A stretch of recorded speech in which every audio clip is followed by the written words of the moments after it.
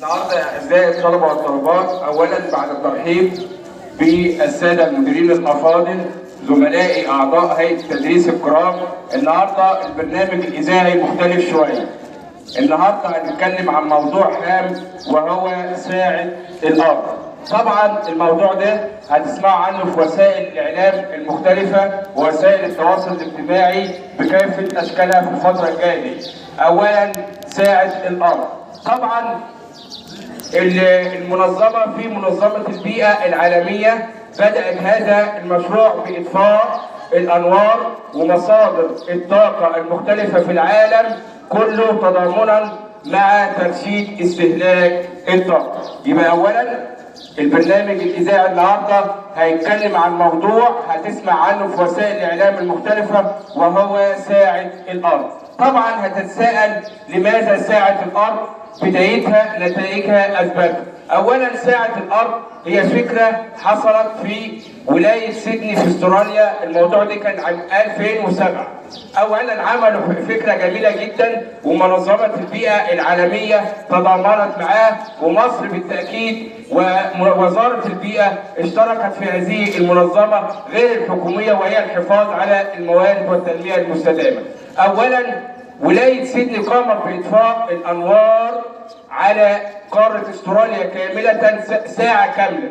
الناس اشتكوا قالوا ايه القصة، ايه الحكاية؟ كله في دماغه افتكر أهمية الطاقة وترشيد استهلاك الطاقة. يبقى الفكرة بدأت في ولاية سيدني في استراليا عام 2007، والفكرة دي انتشرت في أوروبا وأمريكا تضامنا مع ترشيد استهلاك الطاقة والتنمية المستدامة. طبعا وسائل الإعلام في 25 مارس بكره هتسمع في اطفاء الطاقه او الانوار من الساعه 8:30 ل 9:30. هتتساءل اعزائي الطلبه والطلبات لماذا هي الساعه دي؟ يبقى الساعه ديت اول ما النور يقطع هتعرف ساعه الارض اللي هي تضامنا مع التغييرات الحراريه والانبعاثات الحراريه، هتعرف قيمه الطاقه في حياتنا. يبقى ساعه الارض عرفناها اللي هي عملتها منظمة العالمية للبيئة للحفاظ على البيئة والتنمية المستدامة وترشيد الطاقة، ومصر بالتأكيد شاركت في هذه المنظمة. يبقى هتبدأ من 25 مارس. تمام كده. يبقى الساعة دي اتعملت لمعرفة وقيمة الطاقة في حياتنا اللي هي ساعة الأرض. تمام كده؟ 25 مارس. تمام كده. نيجي بقى يا ولاد، المنظمة وزارة البيئة قامت بعمل ملاحظات عن التغيرات المناخية والاحتباس الحراري والطاقة ومصادر الطاقة المختلفة. طبعا الطاقة منذ القدم كان الإنسان يستخدم الفحم، ووزارة البيئة نظرا لاستخدام الفحم والأضرار اللي بيعملها بالدخان وكده اتجهت إلى استخدام الكهرباء والغاز الطبيعي، إلى أن اتجهت وزارة البيئة ومصر الحبيبة إلى إنتاج الطاقة عبر الغاز الطبيعي. ودي حاجة تانية بقى.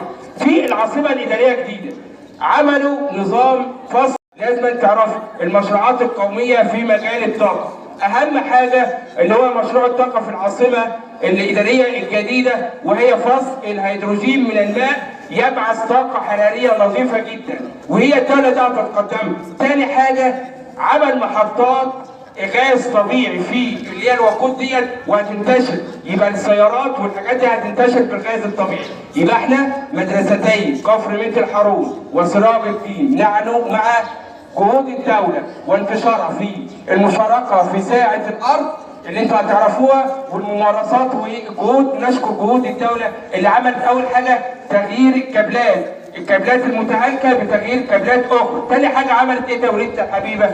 تغيير المحولات بقى بنظام الذكاء الاصطناعي والأجهزة الحديثة، ما عادش اللي هي الاستهلاك السلوك القديم. يبقى أولاد عملت محطات نووية وطاقة نظيفة. نحن مع تحضر الأخضر والتنمية المستدامة التي تقوم بها دولتنا. يبقى إذا يا أعزائي الطلبة والطلبات برنامجنا الإذاعي مع ساعة الأرض والتنمية المستدامة، ونشكر جهود دولتنا في مجال الطاقة عموما، وشكرا لحضراتكم في مجالات أخرى والحقيقة عليكم.